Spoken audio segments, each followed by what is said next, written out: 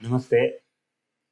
చాలామంది ఏమంటున్నారంటే, "సార్ నాకు కొంచెం తినగానే కడుపులో మంట అనిపిస్తుంది. పైన ఛాతీలో నొప్పి అనిపించినట్టు అనిపిస్తుంది. ఎక్కువ తినగానే తేపులు రావడము, డైజెషన్ కాకపోవడం. కొంచెం తినగానే కడుపు ఉబ్బినట్టు అనిపిస్తుంది. మళ్ళీ ఏమైతుంది కొంతసేపయినాక ఒక 1 అవర్, 2 అవర్స్ అయినాక మళ్ళీ ఆకలి కావడము. తిన్న దాంట్లో కడుపులు మండడము. పుల్లటి తేన్పులు రావడము. ఇలా రకరకాల ఇబ్బందులు. ఈ గ్యాస్ట్రిక్ సమస్య ఎంత బాధ పెడుతుందంటే, స్వీట్ తినాలనుకున్నోళ్ళు స్వీట్ తినలేరు. హాట్ తినాలనుకున్నోళ్ళు హాట్ తినలేరు. ఏ ప్రాబ్లమ్ అయినా గాని ఇబ్బంది.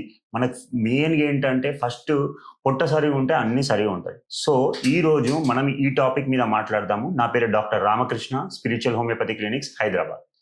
సో, గ్యాస్ట్రిక్ సమస్య అంటే ఏంటి? అసలు గ్యాస్ట్రిక్ సమస్య ఎందుకొస్తుంది? సింపుల్ అండి. మన పొట్ట అంటే స్టమక్ ఇంకా మన పొట్టలో ఎప్పుడైతే ఒక పూత ఉంటుంది. ఆ పూత ఏంటంటే దానికి కోటింగ్ లాగా ఉంటుంది. మనం తిన్న ఆహారం నుంచి ఆ కోటింగ్ మనల్ని ఏంటంటే మండకుండా, మన కడుపులో ఇబ్బంది కాకుండా ప్రొటెక్ట్ చేస్తూ ఉంటుంది. సో, ఎప్పుడైతే మనం ఎక్కువ మందు తాగడము, సిగరెట్లు తాగడము, లేకపోతే ఏదో ఒకటి రాత్రి పూట జంక్ ఫుడ్ తినడము, లేకపోతే మనం ఇది ఫ్రెంచ్ ఫ్రైస్ అని, లేకపోతే ఇంకేదో ఏదో ఒకటి మనం ఇష్టం వచ్చింది కడుపుకి ఏది పడితే అది తినడము, చెకోడీలు తినడము, కచోరీ తినడము, సమోసా తినడము, బజ్జీలు తినడము, లేకపోతే అర్ధరాత్రులు మందు తాగడము, చికెన్ తినడము, మటన్ తినడము, షవర్మాలు తినడము, కడుపుని మొత్తం కుల్లబొడిచేస్తే ఏమవుతుంది అంటే ఆటోమేటిక్‌గా మనం తినేసి, తాగేసి రాత్రి పడుకుంటాం. ఎప్పుడైనా మనము తిన్నది అరగడానికి ఒక 5-6 గంటలు పడుతుంది.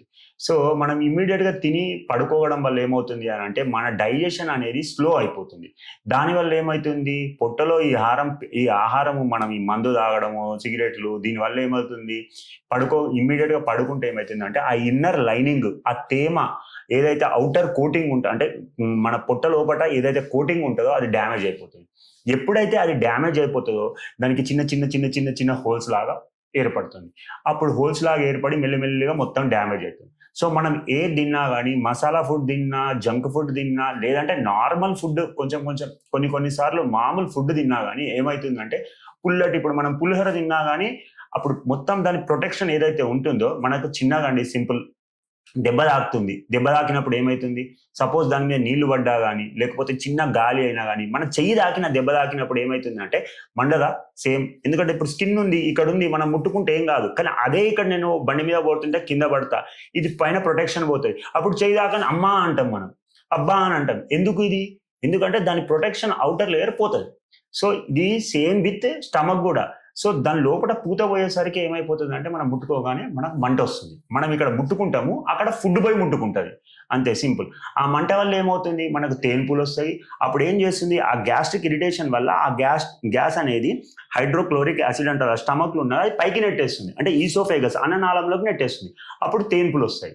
ఇంకొకటి ఏమైతది? కొంచెం తినగానే ఉబ్బినట్టు ఎందుకయిపోతదంటే ఔటర్ లేయరు ఇదంతా పోయేసరికి తిన్నది ఆటోమేటిక్‌గా బల్జ్ అయిపోతది.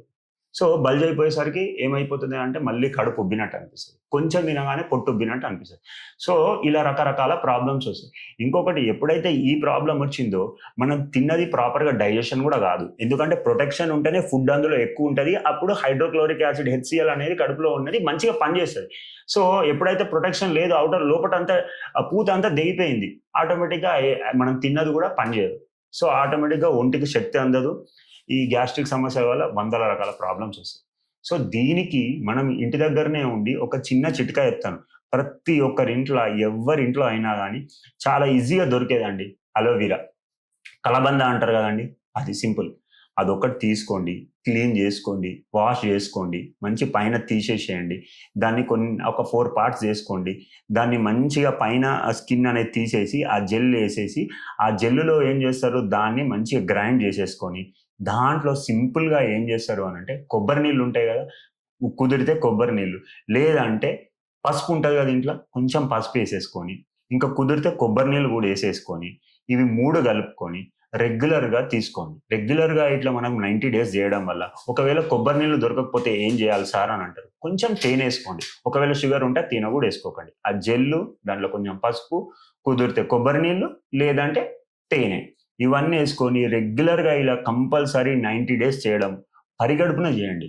సాధ్యమైనంత వరకు ప్రొద్దున చేసే ప్రొద్దున, మధ్యాహ్నం చేసే మధ్యాహ్నం ఎప్పుడైనా పరిగడుపున చేయడం వల్ల ఏమవుతుంది అనంటే ఆటోమేటిక్‌గా మనకి ఆ పూత ఏదైతే పోయిందో అంటే కడుపులో ఉండే పూత ఏదైతే పోయిందో ఇన్నర్ మ్యూకోజల్ లేయర్ అంటారు.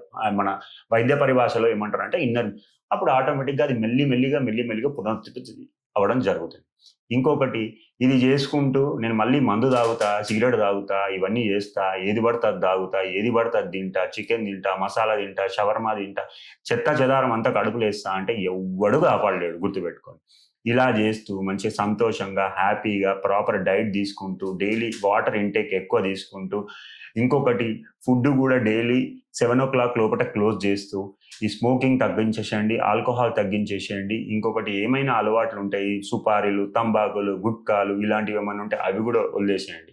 ఇవన్నీ రెగ్యులర్‌గా ఇలా చేస్తూ మనము ఆటోమేటిక్‌గా గ్యాస్ట్రిక్ సమస్య ఏమంటారు GERD gastro oesophageal reflex disease దీన్ని మనం అరికట్టవచ్చు. సో, మనం ఏది తినొద్దు అని మాట్లాడుకున్నాం. ఏమి తినాలి? ఎలా తినాలి? గుర్తుపెట్టుకోండి సార్.